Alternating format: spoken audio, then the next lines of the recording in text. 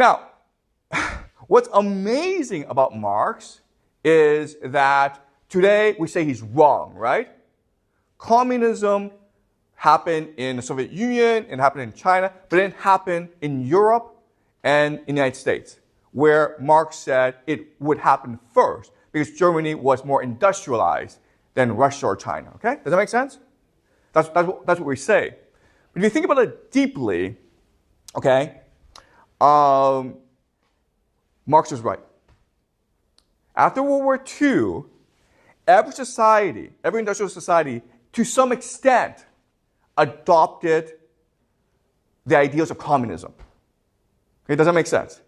Okay, we call this socialism and not communism, but basically it adhered to the thinking of Marx, which is to make the worker the heart and center of your society. And why did they do that after World War II?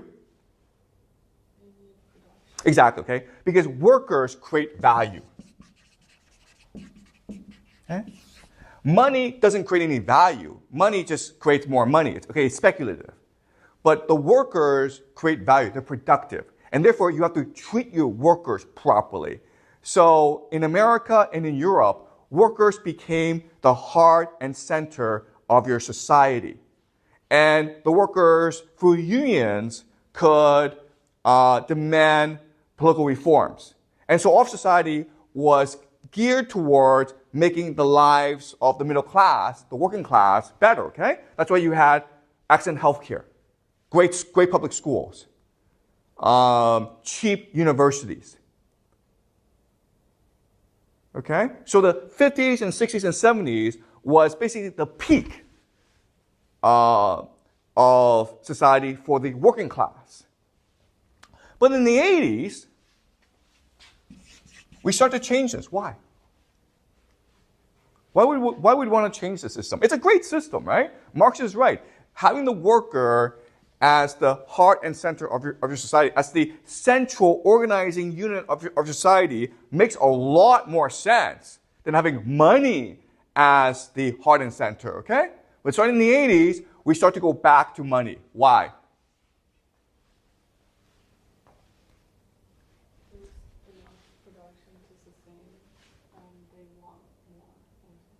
Excuse me? Like they have the production necessary for society, so they want more. Like who wants more? Yes, exactly. Okay. So what happened in the 80s is something called the revolt of the elite. Okay? In other words, the problem with having a society based on the worker is it becomes too egalitarian, too equal, right? But if you're like the elite, you don't want equality, you want difference. You want to have power and money in your hands. Does that make sense?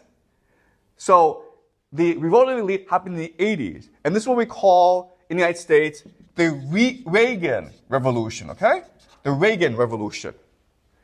The beginning of neoliberalism, free market capitalism. And in Britain, it was called Thatcherism, okay? Margaret Thatcher, the Thatcher Revolution. And so now you need to transition away from the worker to something else, okay? Another ideology that allows the elite to amass power, okay? So just to show you how radical this revolution was. In the 1970s, okay, if you were a CEO, the head of a company, okay, you were making on average $1 million a year. That's pretty good, right? That's really good money.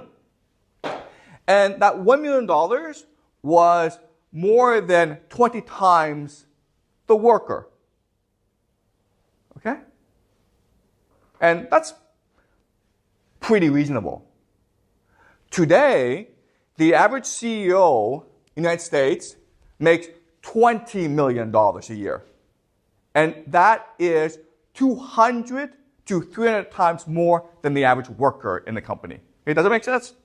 So, in the 80s, inequality started to explode, right? And so they were transitioning from the worker to a new organizing unit called the consumer. Okay? So they needed to destroy the working class, the middle class. And the way they did it was by introducing a new concept called the consumer, okay? So in the 50s, 60s, and 70s, the government promised you a good job. If you were a member of a society, if you were a citizen, I promise you a good job that you would have for the rest of your life, okay? So in the 80s, the government said, I promise you that you have low prices and a wide selection of goods. Okay, does that make sense? All right. So this sounds like a subtle shift, going from the worker to the consumer, okay? But what this meant was a revolution in society, a revolution in politics. So remember that an example of the worker has to have political consciousness in order to protect his or her rights, in order to organize and unify and push for favorable political reforms, okay? That's what the worker must do, okay? But now let's think about the mentality of the consumer. And to do this, let's do another thought experiment. And the thought experiment is this. Everyone in the school, about 500 people, I decide to give everyone $1 million US, okay? So everyone in the school has exactly $1 million US to spend. What happens now? Think about this. What happens now? Use your imagination. What happens? What's the first thing you do?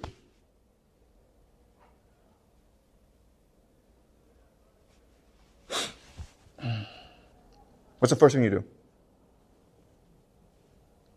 I've given you $1 million. What do you do with it? Well, the first thing you do is buy something, right? What do you want to buy? $1 million is a lot of money. What do you want to buy, Nab? Probably a house. You buy a house, right? That's great. That's a great purchase. Then what do you do? Then what do you do? Like I try to convince my classmates to give me money. Okay.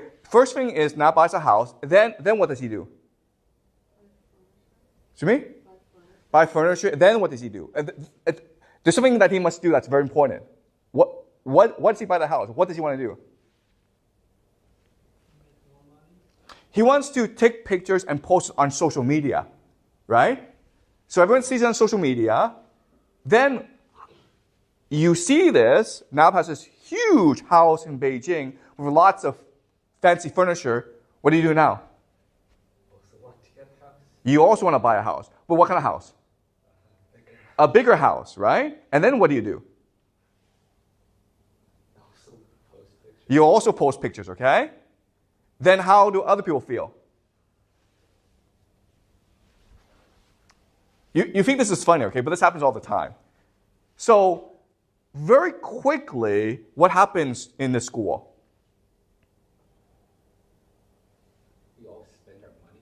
And you all spend your money, and you all go into debt, right? Because you're in competition with each other to buy the biggest thing. And $1 million is a lot of money, but it's not enough to buy everything, right? So you go into debt. You borrow more money to buy more things. And then what happens?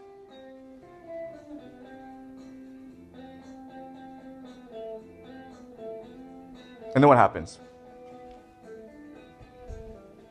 How do you guys feel about each other? Do you guys have lunch together? Do you guys have dinner together? Do you guys like to share homework together? You guys hate each other, right? At the end of the day, what will happen is you all go into debt and you all hate each other, right? So that's consumerism. This is what consumerism is. Consumerism creates a competition in society for prestige, okay? To see who can post the nicest social media pictures. This leads to the individualization or the optimization of you, okay? In other words, you are now unable to act together. You don't want to organize. You don't want to act in solidarity, okay? And ultimately, this means that you develop economic logic, okay? And what is economic logic? It's to see the world only through the lens of capital. Okay, does it make sense? So when you see someone and you're like, okay, well, do I want to date this person? You don't ask, oh, is this person a nice person? You ask yourself, how much money does this person have? Okay, do you understand? You use economic logic in order to understand the world and to reason and analyze the world, okay? Now, let me ask you this question. Today, is this how China works? Is this how the world works? The answer is yes, okay? Are you like this? Yes, you are like this, okay? You've been brainwashed into thinking that this is the only way to behave and to think. You're in school. Why are you in school? So you can get a good job. So you can get a good job. Why? To make money. To make money. And so you can buy things, okay? You understand? That's how you all think. But there are different ways to think about school, right? You're like, I'm in school to learn, to open my mind, to have an imagination, to think critically about the world, right?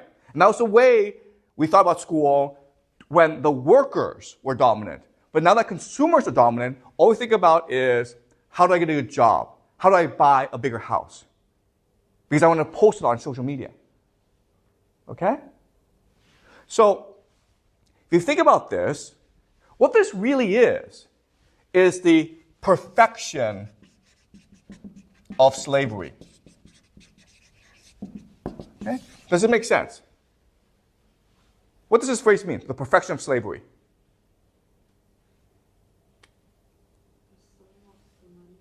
Yeah, you become a slave of the money, but what? Why is this perfect? Like, we don't even realize it. Yes, okay? You understand? If you're a slave, you rebel, right? But if you don't know you're a slave, and you like this, you choose this, then you will never rebel, okay? So the consumerism is the perfection of slavery, okay? And that's why Francis Fukuyama thinks that consumerism is the end of history, because it is a system that achieves what the elites want, and the masses are unwilling and unable to protest and rebel. Okay, does that make sense? It's a perfect system.